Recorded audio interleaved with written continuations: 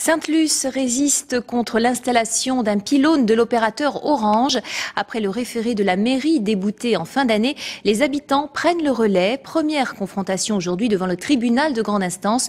Une bataille juridique qui promet d'être longue. Émilie Langlade et Fabien Delory. Au cœur du conflit, ce pylône toujours à terre qu'Orange compte bien installer au plus vite. Un pylône censé accueillir 3 antennes relais de dernière génération, mais à quelques mètres de là, les riverains ne l'entendent pas de cette oreille. 17 familles ont déposé plainte contre l'opérateur, évoquant le principe de précaution pour leur santé. Certains scientifiques sont pour dire qu'il n'y a aucun risque, d'autres sont pour dire qu'il y a des risques.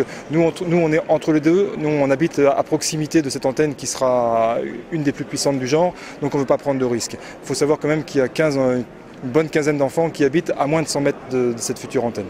Mais la guerre des ondes est loin d'être gagnée, car en face, Orange avance un argumentaire des plus rodés. Le principe de précaution n'est pas de nature à remettre en cause le déploiement des réseaux de téléphonie mobile qui s'opèrent conformément au texte et avec des niveaux de champ qui sont très faibles. Pour Orange, le tribunal de grande instance est d'ailleurs incompétent pour ce type d'affaires. Une ligne de défense qui s'explique facilement si l'on en croit la partie adverse.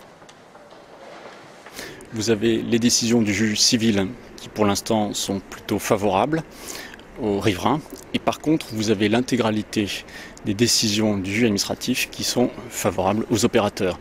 Donc évidemment, pour l'opérateur, ça présente un intérêt stratégique que de soulever l'incompétence au profit du tribunal administratif. Délibéré rendu le 11 mars prochain, première étape d'un combat qui risque de durer longtemps.